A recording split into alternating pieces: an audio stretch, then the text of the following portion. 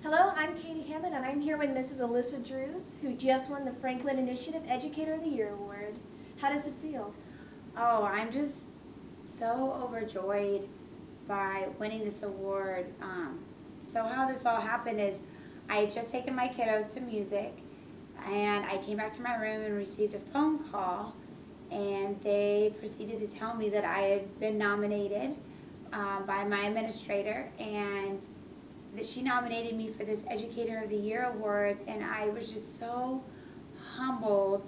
I sat down, cried for a while, called my husband to tell him, called my parents, just to tell them the excitement. But I just like humbled, joyful. I just felt loved. It was just one of been the highlight of my education or of my educational career. It's definitely from, as a professional, this is the biggest thing that I've been able to accomplish. It's pretty cool. You must be feeling a lot of love then from the people who did write and nominate you.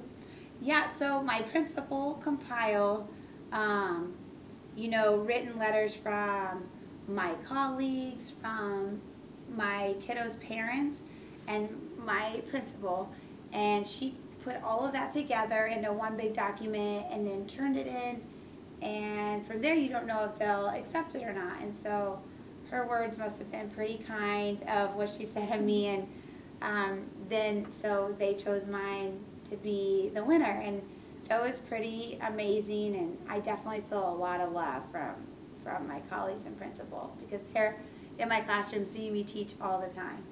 Do you think it's your curriculum or the way you interact with the students? Like, what do you think sets you apart that actually really earned you this? It's a good question. I definitely think it's both. You think school, you think curriculum. That's what we're here for, and it is. I'm here to teach them, vital skills of math, language arts, writing, reading, so that they can go on and be productive people in society. However, it doesn't just start like that from day one. I have to build relationships with each of these kiddos, build relationships with their families, so that there's relationships with us and there's a trust. They have to trust me because their parents are putting them in my hands and my care for 7.5 hours every day. They have to feel like where they're at is a safe place where they can learn, a caring place, a loving place, and I want my kiddos to feel love when they come in my room. Once we have that built up, that morale built up between us, then we can jump into the curriculum. Now, the curriculum is something that we want to teach the skills, but we want it to be very engaging and interactive. We want them to do hands-on learning, working with manipulatives, working with activities so that they're not just sitting doing a worksheet, which is maybe somewhat different than what I did when I was growing up.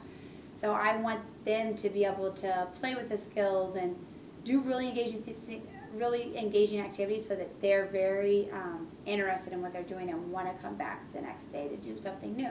Keeping them entertained while you're teaching them, while they're learning. Yes. Seems to be a big part. Yes. Now, I remember reading somewhere that you actually went through this school system yourself. I did. How was that? I did. So I graduated from Edgewood High School in 2001, and then I followed.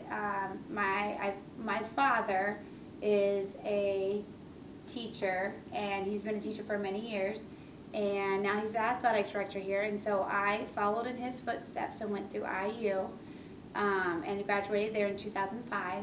And then after that I went to Owen County, and I was there for 4 years, and that was like a running joke because they're our rivals, and so that was a running joke in our family. I got teased a little bit about working in Owen County, but it was when I left, I was able to come back and be here. So it's really just a cool thing to not only teach in the school that I went through in this corporation, but to teach where my dad is. So I love working with my dad. I know we work in 2 different buildings, but he'll come over and read to my kindergartners and come visit with them and come bring me lunch sometimes. It's just a neat thing to have that, to be intertwined in that with the corporation. I really love it. Having like Sort of like coming back home and then having your family there, just still there, Oh, supporting you. it definitely feels that way. So it's education is thick in our family. So my dad's been a teacher for years, and my brother is also a math teacher. And so we all just wanted to have that part of helping shape kiddos and get them ready for the future. And to be a part of that learning along the way is pretty rewarding. So just being here, like in my home, that's definitely a great way to put it. It is my home, and I wouldn't want to teach anywhere else. Sort of like making it sound sort of like it's kind of a family business with you and your father and your brother. Yes, it totally, that's a good way to put it. It totally is. So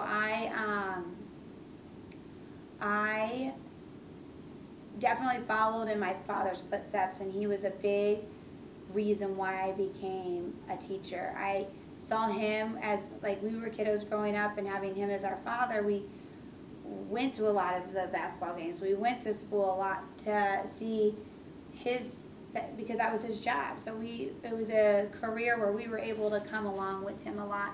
And so it was really neat to see how rewarding it was for him and how much he enjoyed education. So that was definitely like a big indicator to me why I wanted to be a teacher. And I knew I always wanted to be a teacher since I was about 3rd or 4th grade. Was there a defining moment that made you want to be there, or like an actual specific teacher you had? Definitely. I had a teacher, Mrs. Barnes, that I remember going to her class, and I was a chatty Cathy, and so I went into her class every day, and even though I was probably not the easiest student to have, I never knew that, and I never felt that from her. She always showed me love, she always showed me respect, and she was just a fantastic teacher.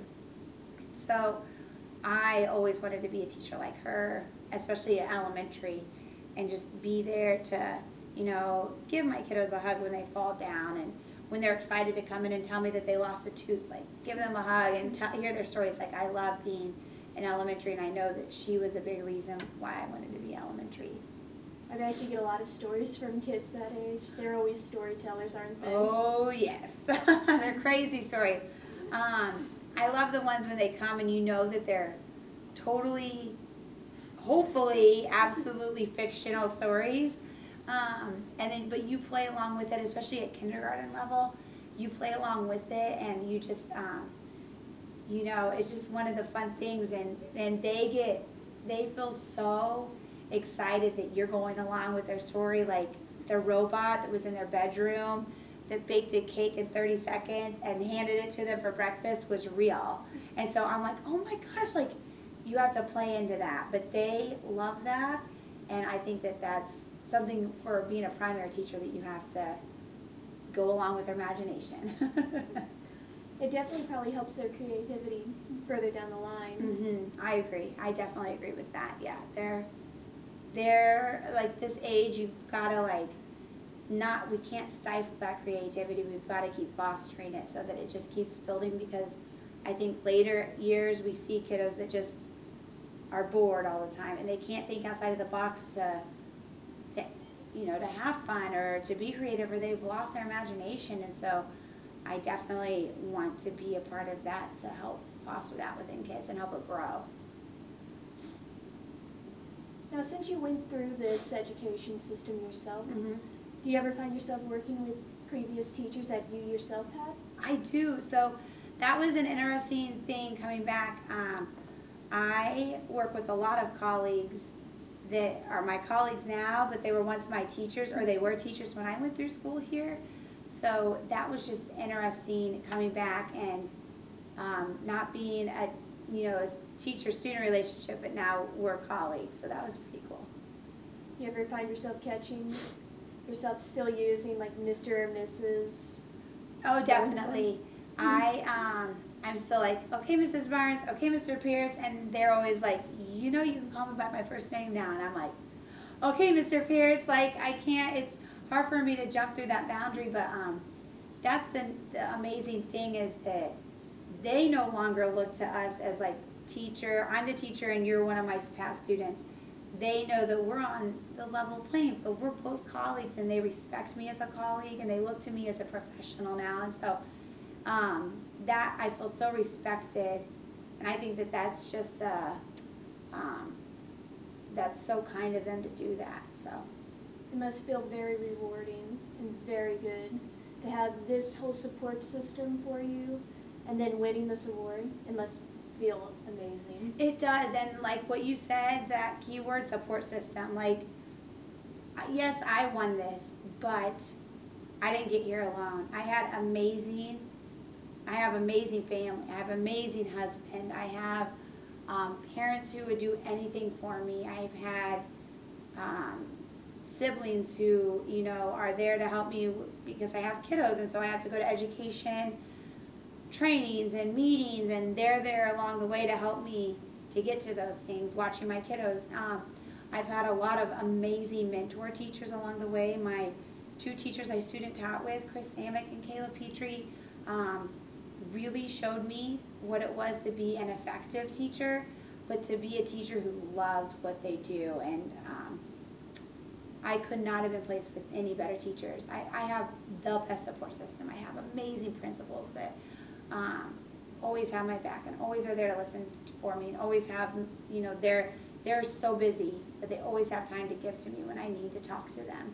I have amazing colleagues that I can go talk to or bounce ideas off of or collaborate with or vent to.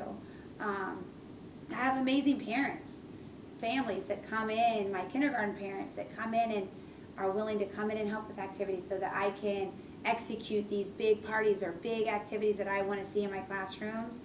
But they're able to come in and help with that. You couldn't have said it any better, support system. That's what I have. Well, thank you for talking with us today. Thank you for coming in and interviewing me. It was an honor. Well, it was our pleasure. Thank you. Congratulations on the award. Thank you. Back to you.